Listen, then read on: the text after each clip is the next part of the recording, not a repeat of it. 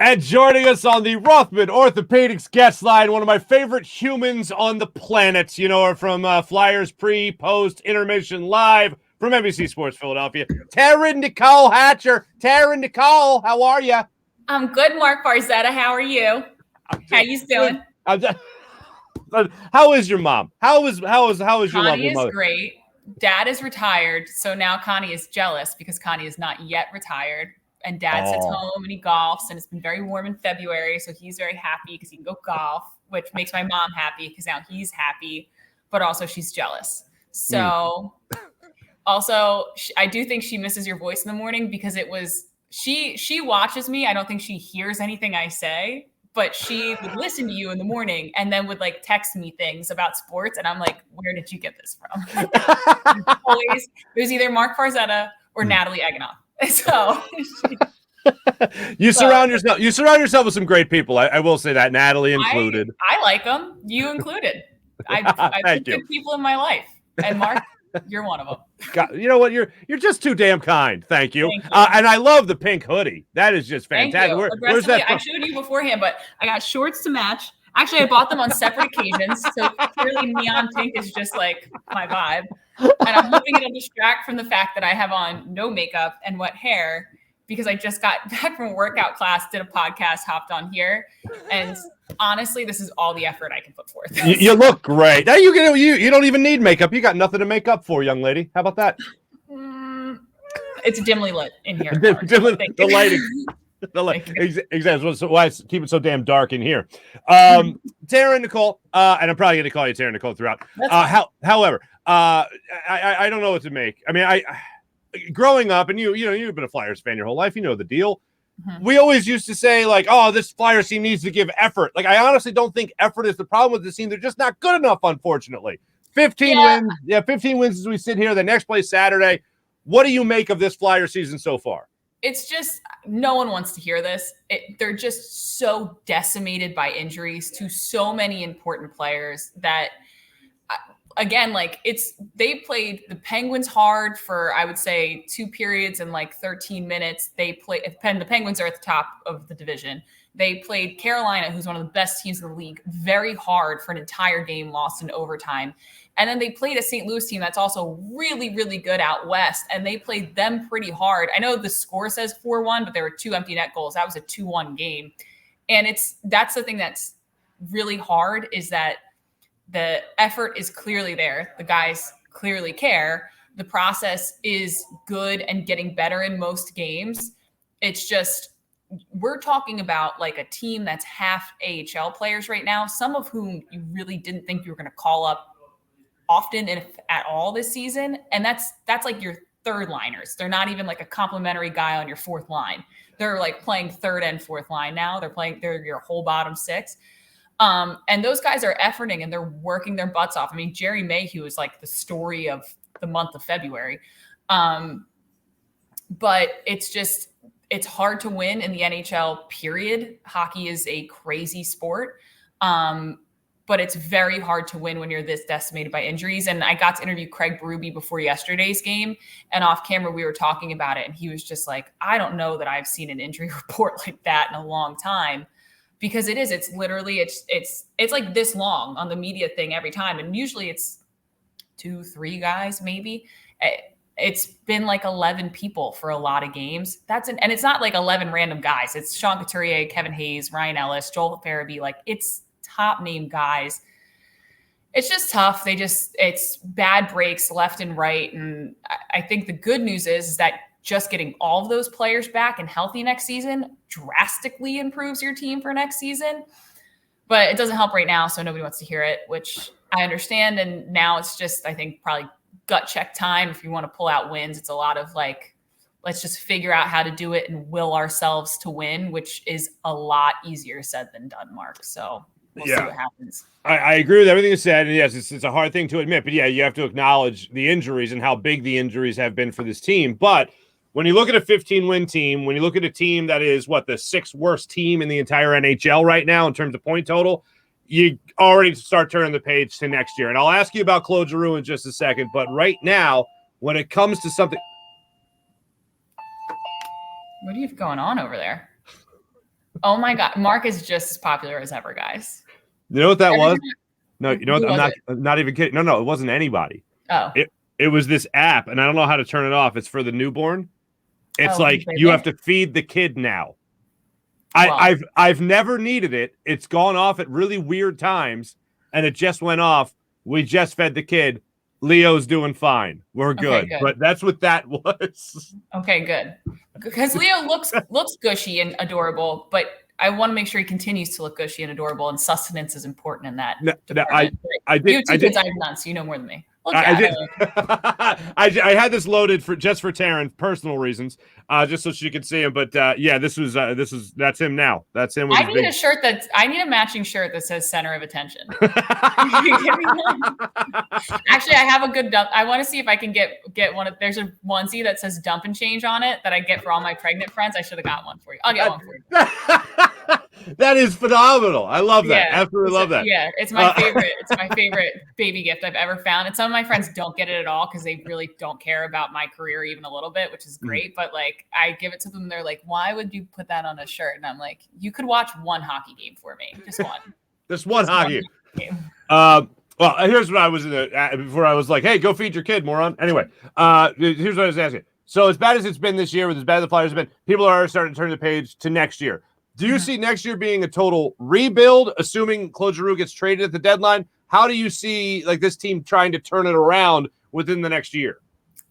Again, I know no one wants to hear this from me. I don't think you have to do a total rebuild. I don't think that's really necessary. I think you get Kevin Hayes back, you get Chuck Fletcher back, you get Ryan Ellis healthy and playing, you get Joel Farabee back. I think that changes the complexion of your team already. I think that rebuilds your team in a sense. And Chuck Fletcher wasn't right the entire beginning part of the season. Al and I and Scott, we all thought that something looks off. I don't know if that's true. Like we haven't gotten to speak to him since he went out with the back injury, but he got back surgery. So I don't know how long that was ailing him, but I didn't think he looked like himself all season. To get the true Sean Couturier back, all those guys back, I think it changed your team a lot. If you trade Claude Giroux at the deadline, I think you'd ideally like to get someone, I know we're going to talk about that, but get someone immediately as well as some prospects or as well as some picks.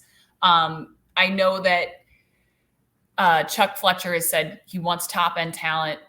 The path of least resistance to getting top end talent is the draft. That being said, you also generally have to wait for those guys to develop at least a little bit. And the Flyers have had really good prospect pools for years. And sometimes I think scouting is one of the most wishy-washy jobs you can have because you just don't know what a player is going to do themselves.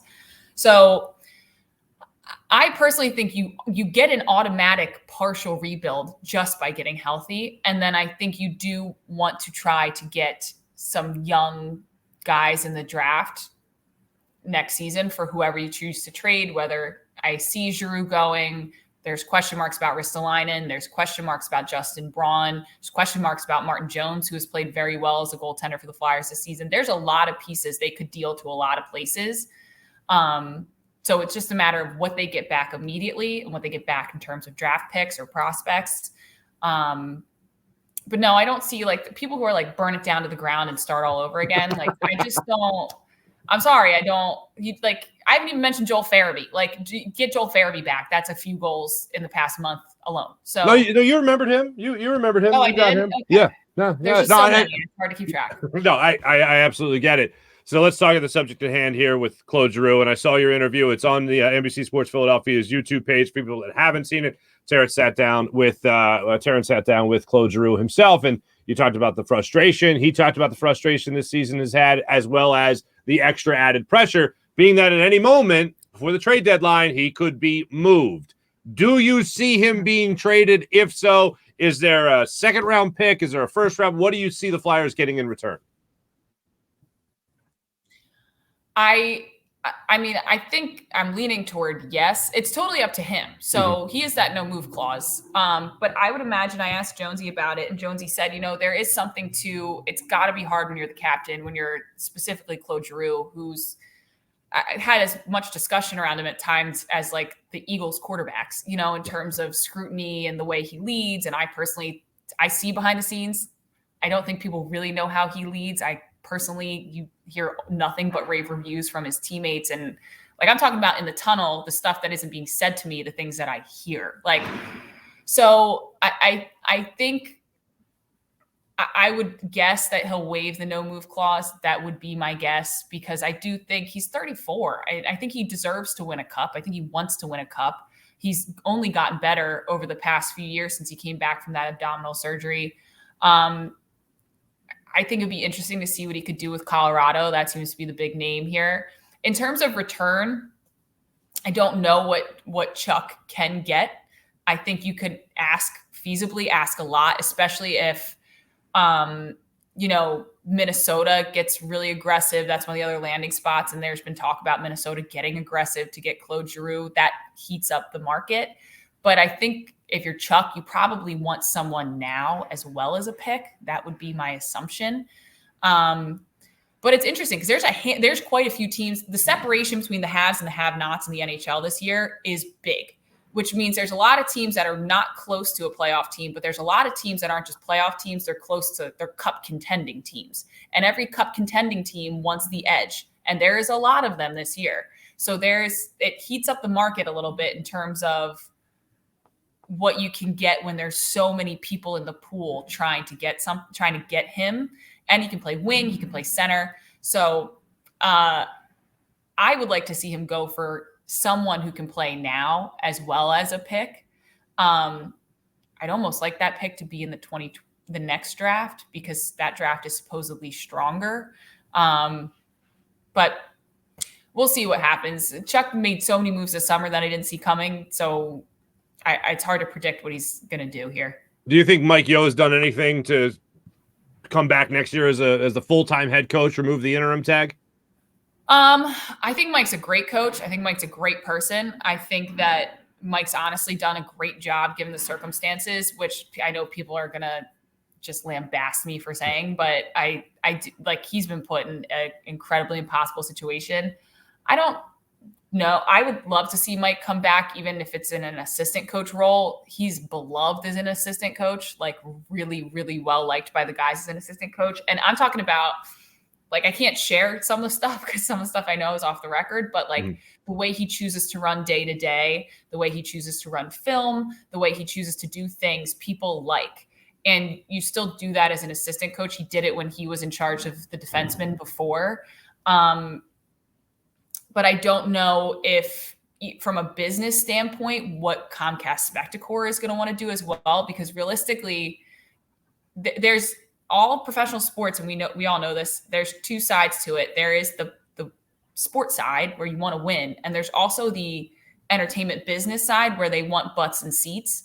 And sometimes butts and seats is like, all right, well, if they couldn't turn things around last year, why should we buy our season tickets this year if you're not going to go get, when people hear the Tortorellas or the Tockets of the world or whatever.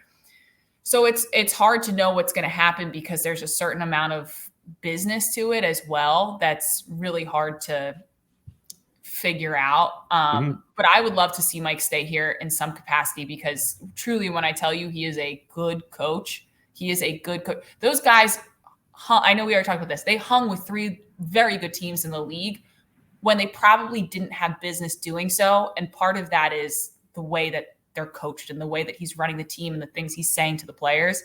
And even Mike goes, it's business of results, and we're not getting results, and I'm not happy with it. But to hang with the Penguins and the Capitals and the Canes and the Blues on back-to-back days with a half an AHL team is no small feat. So I like Mike, but I don't know what will happen there. Understood. No, it hasn't been exactly different for the Flyers to not go after a big name to put some butts in seats. I totally agree with you on that. One thing, and this is down the line, and it's kind of a hypothetical because it's all based on Claude Giroux, but if he is traded, is there any conversation, or do you have any idea who would, I'll ask you the most cliche question, get the C if Claude Giroux weren't to have it anymore by trade? It's really interesting because the heir apparent has been Sean Couturier for forever, and Sean Couturier is out. So I really don't know. Like, I genuinely don't know, because in my mind, it would go Couturier, probably Hayes is in that conversation. Probably Provorov would typically be in that conversation. And this year, Pro V's obviously still available, but I wonder about would you give it to Cam Atkinson because he's been kind of a constant producer for the team and he's someone you want to see be a leader in the future. And then maybe next year you give to Couturier, give Atkinson an alternate captain, give him an A. But I don't know. Al and I were talking about this the other day. And we were just going down the list of names and Al was kind of joking. And he goes, you just give it to Jerry Mayhew? Like, do you give it to Jerry Mayhew? The way he played through February? Right, yeah, really. But no, I genuinely, I'm as interested to see what happens there as anyone else because Provorov's kind of had a rough season. They've put a lot on his shoulders. He plays a ton of ice time. And I think it's kind of, they've asked maybe a little bit too much of him at this point. So I wonder if you give him the C as kind of a reward for putting so much weight on his shoulders, or if you don't give him the C because he's also already gotten so much pressure on his back that adds to it. I don't know. I wouldn't be surprised if it's Atkinson though. That would probably be, if Baraby's back, I don't know. Joel's really young. I don't know. I genuinely don't know. All I have to say, I have no idea. All right. Well, with this conversation with Al, was that before or after he referenced a crossbow? Dude, I don't even know. Al says something weird every night. Hey. He tried to convince me that Mormonism was founded in Palmyra, New Jersey for like 2 full games. And I Googled it, confirmed it was not. And he's like, no, I'm right.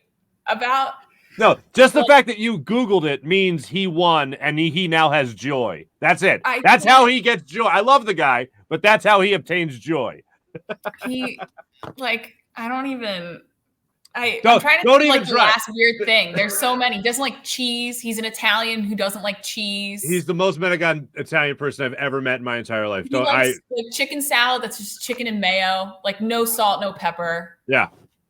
Like yeah, he only gets chicken parm at a restaurant. That's the only thing he gets. Well, so then Mark, I got to tell you, every single night it's so funny too. It's like a little kid like coming home from school, getting their after school treat. Like we get done the show and he's like, time to go to Wawa and get my tomato bisque soup. And he's so excited for Wawa tomato bisque soup.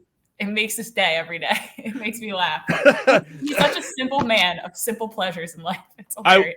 I worked next to that man for the better part of 13 years. The only thing I've ever seen him eat was a plain bagel with butter. Excuse me, plain bagel with butter. That's it. That's it. It's insane. And his mom hates it because she's from like below the butter line, I think, in Italy.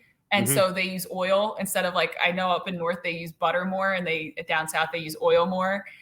And there's like a whole thing there. But then Al just doesn't like food that tastes like things. So he just wants butter noodles. Like, I just can't. Yeah, I think the rule is that if you enjoy butter, you're a fascist. I'm pretty sure those are the rules in Italy. I think that's how it's played out. I know. I'm just saying. I think I know the rules pretty well. But Taryn, Nicole, I'd like to play Fast Five with you if you would indulge me. I would love to play Fast Five. All right, let me bring the band here. Let me bring in the band. Oh, there we go. Now it's a party. Yeah. All right. All right, here we go. First question. Best job before this job. Best job before this job. Worst job was being a waitress at Friendly's. Best job would be being a waitress at Chickies and Pete's because I would. You'd clean up. I was horrible at it, but I did make good money. Wait, you were actually a waitress at Chickies and Pete's? I was. The one in Bordentown, though. Not one of the OGs. Yeah. This is close to Rutgers. Okay. Yeah, I don't cross the river. Anyway, question number 2. Go-to fast food place. So, Chipotle is not fast food. I know it's like fast casual. Chipotle would be my go-to. I don't eat meat, so it's hard for fast food, but probably Chick-fil-A for the fries with Polynesian sauce, which, by the way, is not Polynesian even a little bit. So, and I was very good friends. I brought when I lived in Hawaii, we had a work trip to Utah. I brought one of my friends, Kainoa, who is Hawaiian, had never heard of Polynesian sauce, to a Chick-fil-A to try Polynesian sauce, and he tried it. And he goes, this is delicious, but this is like maple syrup with ketchup and barbecue sauce. It doesn't at all. So, Copy. First date deal breaker. On a first date, this is the deal breaker. What is it? As a former waitress, if you are rude to a waiter, a valet person, anyone in customer service, you are cut off for life. Arrivederci. Oh, listen to you. Beautiful. Favorite city to travel to? You're very cultured. Absolutely. Favorite city to travel to? Honolulu. E como mai. I freaking miss you. Question number 5. What will make Taryn Nicole beep her horn in traffic? Literally any minor inconvenience. If you throw your blinkers on, if you throw your blinkers on and get out of your car, I will swipe the door right off the side of the car if you open it. I swear to God. I will honk and I will yell at you. If you don't use your directional signal, I will yell at you. If that light turns green, I wait. I don't do the immediate honk, but if that light turns green and you're not in the zone, at some point you might get honked at. The downbeat. You wait for the downbeat. Yeah. That's right. No movement. I'm with you there. Yeah. I'm with you there. Well, no Uber driver after watching this will get in front of you. All right, you already said it, but it's a bonus question anyway. Question number 6. Can you just simply say the name of the state in which you worked for so many years? That's an island. Hawaii. Love it. Absolutely love it. That's how you say it. That's how you say it. I try to say. I watched this show Meat Eater, and they just did a couple episodes in Hawaii, and they're all saying it like that. And I'm like, if I could just master it like Taryn, then I would be a better person. Well, when you are a haole girl who goes on a television station and delivers people the news, you better figure it out. You better figure it out. Yeah, we went. My boyfriend used to give me crap about it all the time, and we went last summer, and then other people actually said it. And he was like, yeah, I know that's how you say it, but it was just always funny to hear you say it to people who like think you're nuts. So Hawaii, if you say Hawaii or Hawaii, it's fine, but I will never say it that way. Hawaii. Is it like a V? Or Hawaii. Hawaii. You can say the V. That's like a very Hawaiian thing to do. I don't do it because I'm not Hawaiian, but Hawaii is technically how you say it. I say Hawaii. Hawaii. Just like you're choking on the second I. Hawaii. Copy that. Ladies and gentlemen, you know where you love her. The best part of the Flyers broadcast, if you ask me, Taryn Hatcher, ladies and gentlemen. Taryn, thank you so much. Appreciate you joining me here on the Farzy Show. Thanks for having me, Mark. This was fun. Absolutely. Taryn Nicole Hatcher joining me on the Rothman Orthopaedics guest line.